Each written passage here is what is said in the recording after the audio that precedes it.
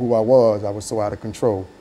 But again, as Pastor KWalker invited me, as he shared on how he was released from the bondage, and now I've been delivered myself for 24 plus years. And it's amazing that there's so many people that are still doing the same thing that we used to do. And I'm just grateful to be here to make a difference. Now, Bishop Campbell, we have a minute for you to sort of make some statements, and then we'll come back to you during the second segment and start with you. But say who you are over the last minute that we have here, Yes. Bishop Campbell, and then we'll come back to you. I also want to thank you, Dr. Haney, for allowing me to be here. My name is Bishop Marcus Campbell. I'm the pastor of the Mount Carmel Missionary Baptist Church located at 1032 Monroe Street, and founder and CEO of the Gentlemen and Not Gangster Juvenile Mentoring Program that we have here in Nashville, Tennessee. And so quite a bit has been done in reference to that particular program, and I think that the three of you bring some excellent information in reference to how we might be able to deal with some of the challenges that are facing our young people today. And so we're going to take our first commercial break, and we'll be back with our audience following this very, very short commercial break.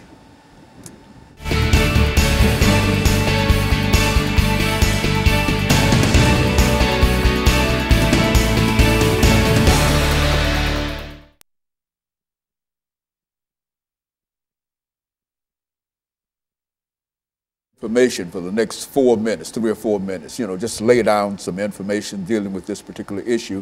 Then you follow him and take about 2 or 3 minutes of that, and then we'll let you sort of wrap this second segment out for today, and then we'll come back and we'll go back down and we'll have 10 minutes to sort of bring all of this information together. But the information I think that we're getting today is very, very important information, because I think this, and that's why we like to do this background information, just to indicate that no matter what a man's situation might be today, that it was not always like that, you see, and I think that's an encouragement, and you ought to hear my story. Oh my! You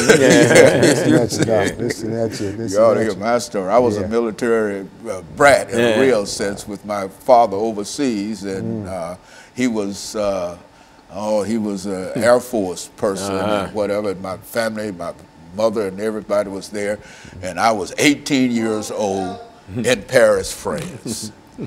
Running wild. Running wild. Young man. Running wild. Yes, sir. And so God Paris. saved me too. We've all got those stories. Oh, yeah. I think that when we own up to them, then we can move forward. Absolutely. That's right. That's so true. Right. And so when we come back, Bishop, we'll start with you, and then Waller, and then on down. And this will be our 8-minute segment. All right. Is this the 8-minute segment? Yeah, this is the 8-minute segment. Right? That's all right.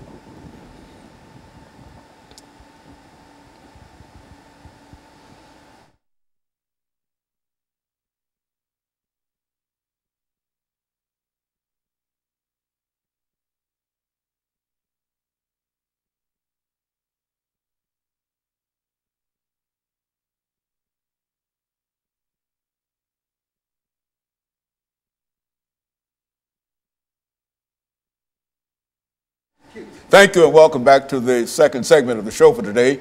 The topic is the dilemma of the African-American male, and we're fortunate to have with us Pastor KWalker, Reverend Waller, and Bishop Campbell. And, of course, Bishop Campbell, I think the end of the first segment, we got a little information from you, but what I'd like for you to do during this second segment is to take some time to talk about some of the challenges that you think that our young people are facing, and how you would like to see some of these things resolved. And then Reverend Waller will have an opportunity, and then Pastor Walker, and we'll be able to sort of cover the 8 minutes of this particular segment.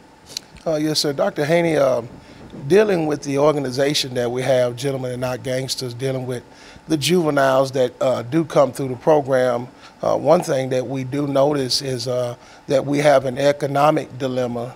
Not only that, we have an educational dilemma, and we have a personal dilemma. The economic dilemma is that mom and daddy might be incarcerated or have been incarcerated. It's hard for them to get a job and provide for their family with those felonies on their background.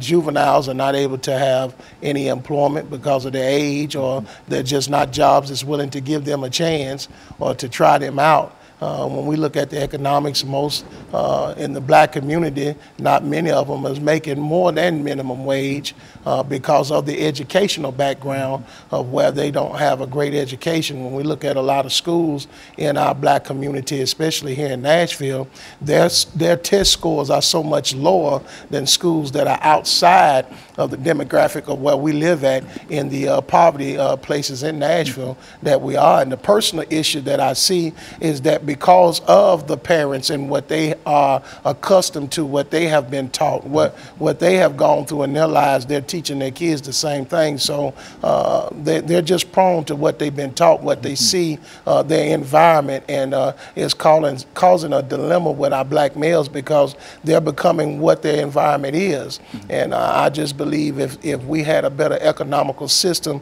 for our black community with great educational background there to support them to be able to get their economical ways together, I think the personal problem with the parenting and the child would be totally different. But that's what we deal with a lot of times. We find that the parents are not as involved and engaged in their life as they should be. We care more for the kids than they do. They drop them off at the front door, they leave them. They don't come inside to see what the program is about. A lot of times they might not even drop them off. They give them a little bit of bus fare and tell them to get there the best way they can. So I think there's a big overall picture that we can't just key in on one point dealing with the dilemma with our young black males in America. You know, Bishop Campbell, what I'd like to understand, and perhaps you